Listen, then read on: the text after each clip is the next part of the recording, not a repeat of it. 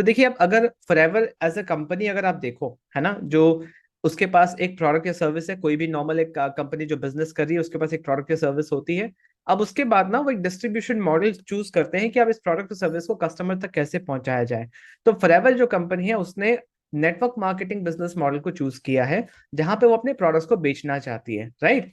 अब उसके लिए चाहिए उनको एक मार्केटिंग स्ट्रेटेजी और एक मार्केट पेनिट्रेशन स्ट्रेटेजी की ज्यादा से ज्यादा कस्टमर्स तक कैसे पहुंच पाए। यूजुअल ट्रेडिशनल तरीका अपनाती तो डिस्ट्रीब्यूटर्स, होलसेलर, वो सारे एडवर्टीजमेंट उसमें खर्चा करती। बट इसने नेटवर्क मार्केटिंग बिजनेस मॉडल का सहारा लिया, तो इसमें इनका खर्चा कहाँ है? इनका जो प्रोडक्ट को मार्केट में लेके जाने का खर्चा है वो है डिस्ट्रीब्यूटर्स को उनका कमीशन देना, डिस्ट्रीब्यूटर्स के थ्रू ये जाता है, राइट। तो यहां से क्लियर समझ में आ रहा है कि फॉरएवर टाइप की जो network marketing company, genuine network marketing company है, वो उनका प्रोडक्ट को मार्केट में लेके जाने का तरीका है network marketing business model, right. अब कंपनी के पॉइंट ऑफ व्यू से अगर आप समझना चाहो, उनके लेंस से अगर आप देखो, तो आपको बेटर समझ में आएगा कि एग्जैक्टली क्या है सिस्टम और आपका पोजीशन कहाँ है इस प्रॉपर सिस्टम के अंदर। कंपनी के पास तो एक सिस्टम है, क्या सिस्टम है? प्रोडक्ट को सेल करने का। उन्होंने डिस्ट्रीब्यूटर्स को हायर किया हुआ है कमीशन बेसिस पे, राइट, कमीशन बेसिस पे। और इनको बोलते हैं कि आप कुछ कस्टमर्स बनाओ, लेट से 10 कस्टमर बनाओ जिनको आप ये प्रोडक्ट सेल कर पाओ, जिनको आप ये प्रोडक्ट सेल कर पाओ। और इनको ये दो जो 10 कस्टमर है, इसमें से कुछ ऐसे लोग होंगे जो सिर्फ प्रोडक्ट में इंटरेस्टेड है, तो इनको प्रोडक्ट देते रहो।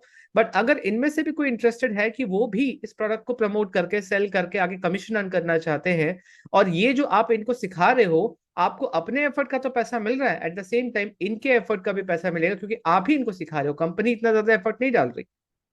तो आपको दो लेवल पे यहाँ पे पैसे आ रहे।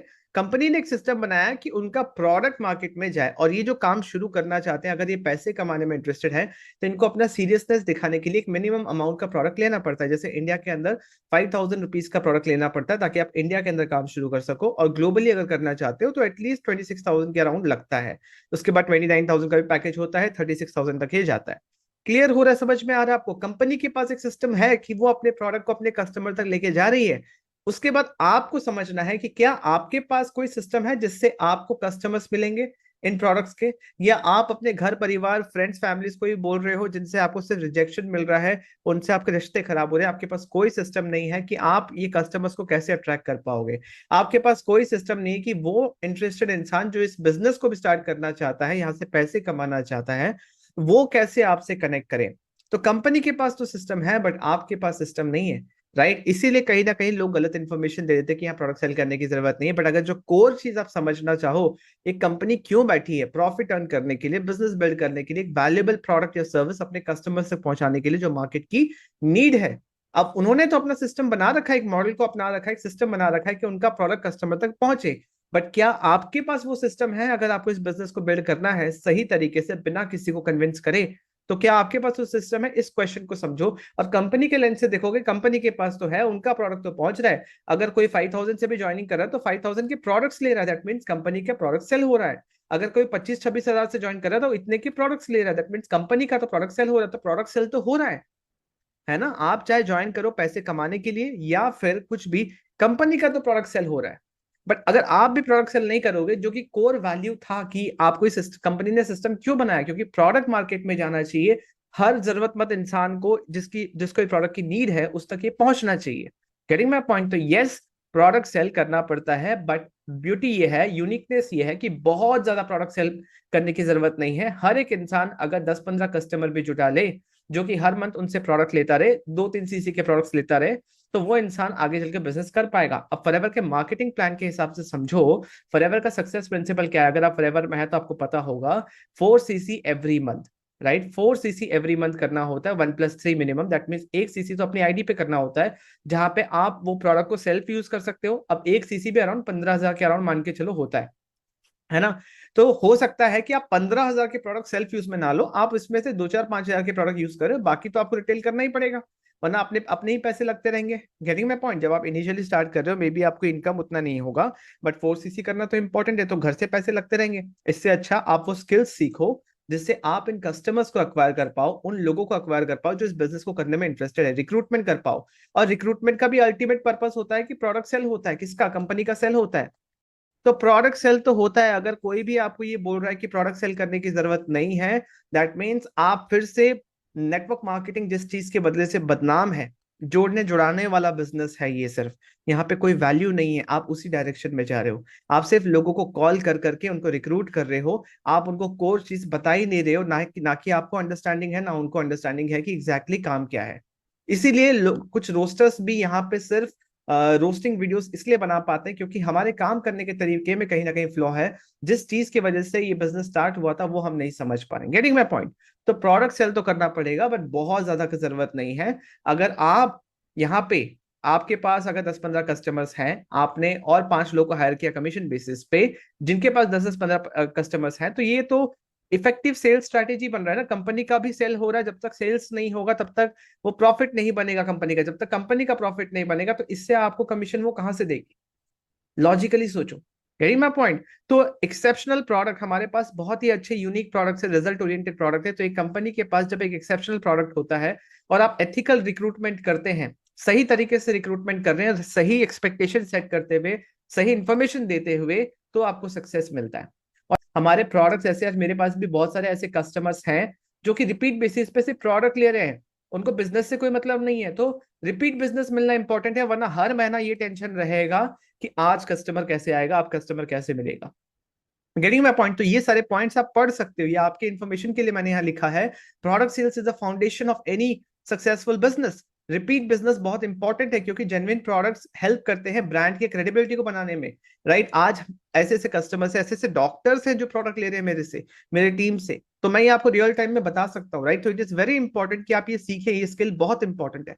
दूसरा, break down of core business fundamental, that means value proposition. Offering valuable product meet customer needs, forming the basis of sustainable business. ये बिजनेस, एक क्वेश्चन बहुत इंपॉर्टेंट है, क्या आप फॉरएवर 2-4 साल के लिए करने आए हो या 10-20 साल के लिए करने आए हो? फॉरएवर एक ऐसा बिजनेस है जो कि आप लॉन्ग टर्म के लिए आपको सोचना चाहिए। सस्टेनेबल बिजनेस, कंसिस्टेंट इनकम होना चाहिए। वो तभी पॉसिबल है जब आपका बिजनेस ग्रो कर रहा है, आपका रेवेन्यू बन रहा है, आप सेल कर पा रहे हो, दोनों का बैलेंस लेके चल रहे हो, राइट। एफएलपी में डाइवर्स रेंज ऑफ प्रोडक्ट्स है, तो एक इफेक्टिव सेल्स स्ट्रैटेजी, एक सिस्टम होना चाहिए आपके पास कि वो कस्टमर्स रेगुलर बेसिस पे वो इनफ्लो कैसा होता रहे कस्टमर्स का, क्योंकि कुछ लोग रहेंगे, कुछ लोग नहीं रहेंगे। यहाँ से आपको कुछ रिपीट बिजनेस मिलेगा, कुछ नहीं मिलेगा, और हमेशा जब इनफ्लो रहेगा तो रिपीट बिजनेस भी मिलता रहेगा। Getting my point. तो ब्रांड रिकॉल वैल्यू के लिए और बिजनेस विजिबिलिटी के लिए बहुत इंपॉर्टेंट है ये चीज समझना कि प्रोडक्ट सेल करना इंपॉर्टेंट है।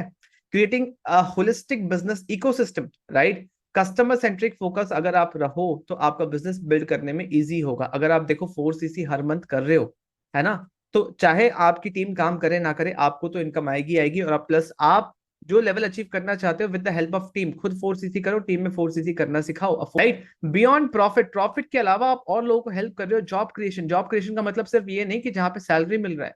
अगर कोई प्रोडक्ट सेल करके भी महीने का 15-20 हजार रुपए कमा पा रहा है तो क्या खराबी है? आपको एक अच्छा मार्जिन मिलता है। फॉरएवर के प्रोडक्ट्स में एक अच्छा मार्जिन होता है। ये बात नहीं है कि ये बहुत ही हाई प्राइस्ड है। बहुत लोगों का क्वेश्चन होता है सर प्रोडक्ट बहुत महंगे हैं। हर प्रोडक्ट, हर कस्टमर का अपना एक सेगमेंट ऑफ मार्केट होता है, हर प्रोडक्ट हर किसी के लिए नहीं होता। आज आप आटा दाल चावल भी खा रहे हो, कुछ भी खा रहे हो, हर चीज का क्वालिटी होता है, हर चीज का एक सेगमेंट होता है, हर चीज का एक कस्टमर बेस होता है। आपके पास स्किल होना चाहिए कि उन कस्टमर्स को आप कैसे अट्रैक्ट कर पाते हो। तो सस्ता महंगा ना एक बहुत ही सब्जेक्टिव क्वेश्चन, तो उस चक्कर में, उस एक्सक्यूज के बदले में आप इस बिजनेस को बिल्ड ना करो, ऐसा ना नहीं होना चाहिए, राइट। तो इकोनॉमिक ग्रोथ में आप हेल्प कर सकते हो और लोगों को हेल्प कर सकते हो जिनमें सेल्स का स्किल है, मार्केटिंग का स्किल्स है, और 100% ऑनलाइन करना पॉसिबल है। Getting my point.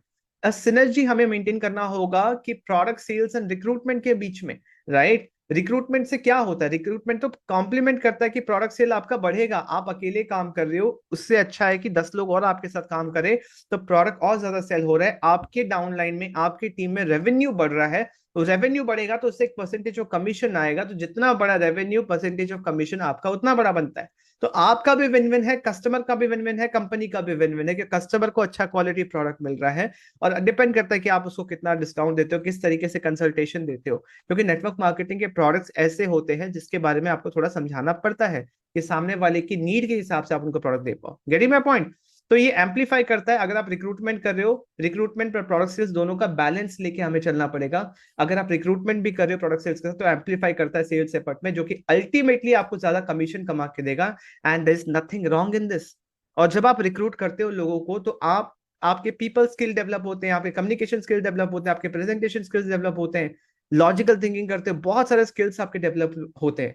तो इसलिए ये इंडस्ट्री इसलिए ब्यूटीफुल बोलते हैं लोग, जिसको ये बिजनेस समझ में आ जाता है ना, उसको फिर कुछ और समझ में नहीं आता, क्योंकि इतनी ज्यादा ग्रोथ होती है इसमें। भले ही वो कर पाए नहीं कर पाए, उनके करने के तरीके में शायद कोई प्रॉब्लम होगा, जो उसको रेक्टिफाई कर ले तो चीजें बेटर हो जाएंगी, राइट। तो हमें एक हार्मोनियस बैलेंस मेंटेन करना होगा प्रोडक्ट सेल्स एंड रिक्रूटमेंट के बीच में, क्योंकि एक सस्टेनेबल बिजनेस में एक अच्छा प्रोडक्ट होना बहुत इंपॉर्टेंट है। तो हम बहुत लकी है as a forever business owners कि हमारे पास बहुत अच्छे क्वालिटी के प्रोडक्ट्स हैं, और हम एक ऐसा कल्चर टीम में बना रहे हैं जो कि सारा काम कर पाए, राइट। तो जब ये प्रोडक्ट सेल्स और रिक्रूटमेंट इंटीग्रेट होता है, गेटिंग माय पॉइंट, जब ये, तब जाके सक्सेस आप ले पाते हो, राइट। सो लेटेस्ट स्ट्रैटेजीज को सीखो, मार्केट में क्या बेटर है, किस तरीके से आप अच्छा काम कर सकते हो, राइट। तब जाके बिना कोई कोर वैल्यूज को कॉम्प्रोमाइज करें, right. Be prepared to adapt latest strategies की मार्केट में कौन सा नया टूल आ रहा है, किस तरीके से हम अपने प्रोडक्टिविटी एफिशिएंसी को इंप्रूव कर पाए, किस और तरीके से हम अच्छे क्वालिटी के कस्टमर्स, अच्छे क्वालिटी के प्रोस्पेक्ट्स को अट्रैक्ट कर पाए, बिना अपने कोर वैल्यूज को हैम्पर किए। मतलब किसी को सिर्फ इस चक्कर में मत लेके आओ कि लोगों को जोड़ना पड़ेगा, या फिर किसी को कोई बेनिफिट पहुंचे ना पहुंचे, मुझे पैसे आ जाने चाहिए, राइट। कोई अगर 2cc कर लेता है तो मेरे को तो मेरा कमीशन मिल गया, उसके बाद वो इंसान काम कर पाए नहीं कर पाए, आपने कभी कुछ देखा नहीं, उनकी बात सुनी नहीं, वो आपको कांटेक्ट करने की कोशिश करे, आप उनसे बात तक नहीं कर रहे। इस तरीके से काम मत करो, क्योंकि ये वही बात है ना, फॉरएवर अगर 2 4 5 महीना के लिए करने के लिए आ रहे हो, जहाँ पे कुछ पैसे आप कमाना चाहते हो, तो इस चक्कर में आप खुद का भी लॉस कर रहे हो, कंपनी का भी लॉस कर रहे हो, इंडस्ट्री का भी लॉस कर रहे हो, और जिसको जोड़ा उसको भी, उसका भी लॉस है। तो इससे अच्छा आप सही तरीके से काम करो, लॉन्ग टर्म के लिए सोच के, क्योंकि कोई भी बिजनेस को बिल्ड करने में समय लगता है।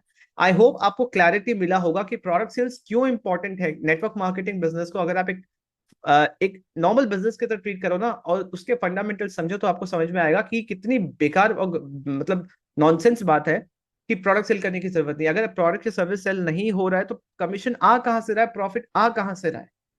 आपको लग रहा है कि प्रोडक्ट सेल करने की जरूरत नहीं, बट ये हो रहा है। बट जब तक आप ये नहीं समझोगे कि सिस्टम इंपॉर्टेंट है ताकि आप कंफर्टेबली काम कर पाओ, तब तक आप ही का लॉस है। आप आओगे और जाओगे, आपकी टीम में लोग आएंगे और जाएंगे, गेटिंग माय पॉइंट।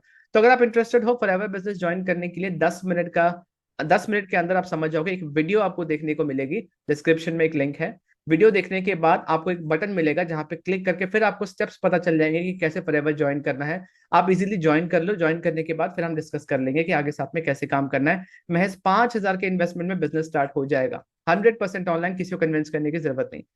तो आई होप आपको वीडियो समझ में आया होगा। अगर अच्छा लगा, कौन सा पॉइंट अच्छा लगा डिस्क्रिप्शन में बताओ, कोई और प्रॉब्लम फेस कर रहे हो तो कमेंट सेक्शन में बताओ। And subscribe to my channel. इस वीडियो को और ज्यादा से ज्यादा लोगों तक शेयर करो ताकि उनको और क्लैरिटी मिले। Thank you for watching this video. I will see you in the next video.